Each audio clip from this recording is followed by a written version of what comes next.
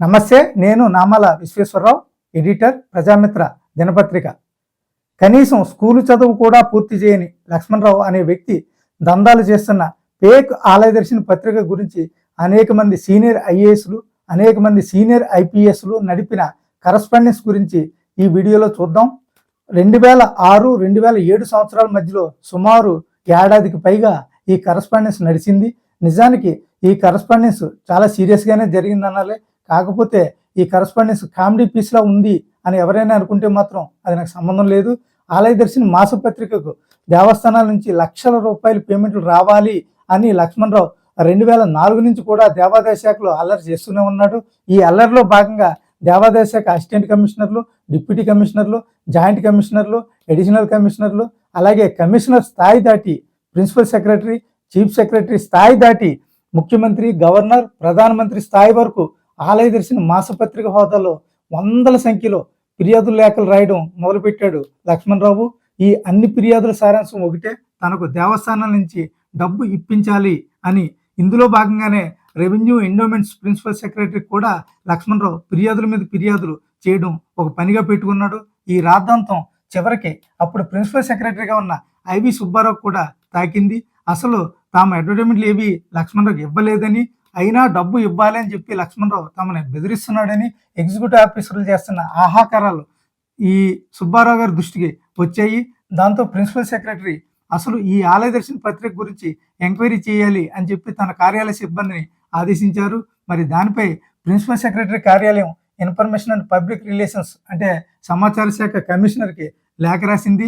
ఈ లేఖలో ఏం రాశారంటే, అసలు ఆలయదర్శిని రిజిస్టర్ అయిందా లేదా అన్న విషయాన్ని పరిశీలించి తెలియజేయాలి అని చెప్పి ప్రిన్సిపల్ సెక్రటరీ కార్యాలయం కోరింది. ఎందుకంటే పత్రికల వ్యవహారాలన్నీ సమాచార శాఖ చూస్తుంది కాబట్టి సమాచార శాఖకు ఈ లేఖ రాసి ఉండవచ్చు. ఈ కరస్పాండెన్స్ లెటర్ నెంబర్ అయితే కనుక 33199. మరి అందుకు information and public relations commissioner సమాధానాన్ని ప్రిన్సిపల్ సెక్రటరీకి పంపించారు.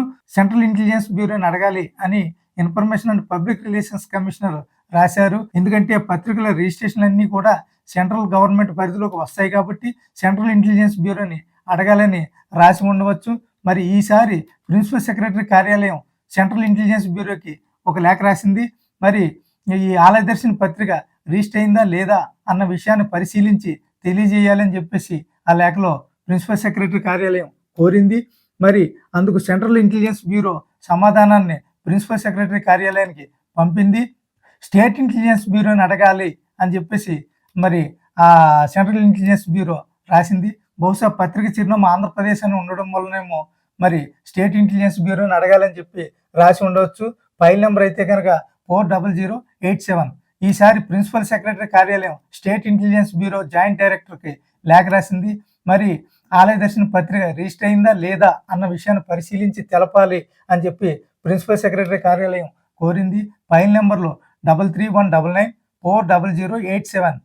ఇందుకు స్టేట్ ఇంటెలిజెన్స్ బ్యూరో వారు ప్రిన్సిపల్ సెక్రటరీకి సమాధానం రాశారు. సిటీ ఇంటెలిజెన్స్ బ్యూరోని అడగాలి అని చెప్పి స్టేట్ ఇంటెలిజెన్స్ బ్యూరో మరి ఆ లేఖలో రాసింది. బహుశా పత్రిక చిరునామా హైదరాబాద్ అని ఉండడం మూలంగా కావచ్చు సిటీ ఇంటెలిజెన్స్ని అడగాలని చెప్పి రాసి ఉండొచ్చు. మరి ఈసారి ప్రిన్సిపల్ సెక్రటరీ కార్యాలయం సిటీ ఇంటెలిజెన్స్ బ్యూరోకి లేఖ రాసింది. ఆలయదర్శిని పత్రిక రిజిస్టర్ అయిందా లేదా అన్న విషయాన్ని పరిశీలించాలి అని ప్రిన్సిపల్ సెక్రటరీ కార్యాలయం ఈ లేఖలో కోరింది. అందుకు సిటీ ఇంటెలిజెన్స్ బ్యూరో ప్రిన్సిపల్ సెక్రటరీకి సమాధానం రాసింది. ఈ విషయాన్ని స్పెషల్ బ్రాంచ్ని అడగాలి అని చెప్పి సిటీ ఇంటెలిజెన్స్ బ్యూరో రాసింది.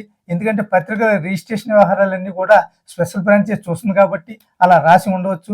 మరి ఈసారి ప్రిన్సిపల్ సెక్రటరీ కార్యాలయం స్పెషల్ బ్రాంచ్ అడిషనల్ డీజీపీకి లేఖ రాసింది. ఆలయదర్శిని పత్రిక రిజిస్టర్ అయిందా లేదా అనేది పరిశీలించి తమకు తెలియజేయాలని చెప్పేసి ప్రిన్సిపల్ సెక్రటరీ కార్యాలయం కోరింది. ఫైల్ నెంబర్లో 33199400087. ఇందుకు స్పెషల్ బ్రాంచ్ అడిషనల్ డీజీపీ సమాధానంగా ప్రిన్సిపల్ సెక్రటరీ కార్యాలయానికి లేఖ రాశారు. ఆలయదర్శిని పత్రిక ఎవరి పేరిట రిజిస్టర్ కాలేదని తేలడంతో లక్ష్మణరావు ఫిర్యాదు అనవసరమైనది అని చెప్పేసి స్పెషల్ బ్రాంచ్ అడిషనల్ డీజీపీ ఆ లేఖలో రాశారు. చివరికి ప్రిన్సిపల్ సెక్రటరీ కార్యాలయం ఆలయదర్శిని పత్రిక టైటిల్పై లక్ష్మణరావుకి ఎలాంటి హక్కులు లేవని తేల్చి ఆ కరస్పాండెన్స్ ఫైల్ను మూసేసింది. ఈ విషయంపై లక్ష్మణరావు తన ఆలయ దర్శిని మాసపత్రికలో ఏమాత్రం మొహమాట పడకుండా వార్తలు రాసుకున్నాడు. తిమ్మే బమ్మి బమ్మే తిమ్మి అని చెప్పి రాసుకున్నాడు. ప్రిన్సిపల్ సెక్రటరీ కార్యాలయాన్ని దుయ్యబడుతూ రాసుకున్నాడు. ఆలయ దర్శిని పత్రిక గురించి కరస్పాండెన్స్ నడిపిన వారంతా కూడా ఆ సీనియర్ ఐఏఎస్లు, సీనియర్ ఐపీఎస్లు. అయితే ఇప్పుడు అందరూ కూడా రిటైర్ అయిపోయారు. మరి లక్ష్మణరావు కూడా 60 ఏళ్ళు దాటాయి. అయినా లక్ష్మణరావు మాత్రం ఈనాటికి ఆలయ దర్శిని పత్రిక గత 2 దశాబ్దాలుగా మరి 20 సంవత్సరాలుగా మరి 22 సంవత్సరాలుగా నడుపుతున్నానని చెప్పి క్లెయిమ్ చేసుకుంటూనే ఉన్నాడు. ఆలయ దర్శిని అనే అకౌంట్లో దేవాదాయ శాఖ దేవస్థానాల నుంచి ఇప్పటికీ లక్షల రూపాయలు వేయించుకుంటూనే ఉన్నాడు. ఈ వీడియో చూసినందుకు మీ అందరికీ ధన్యవాదాలు.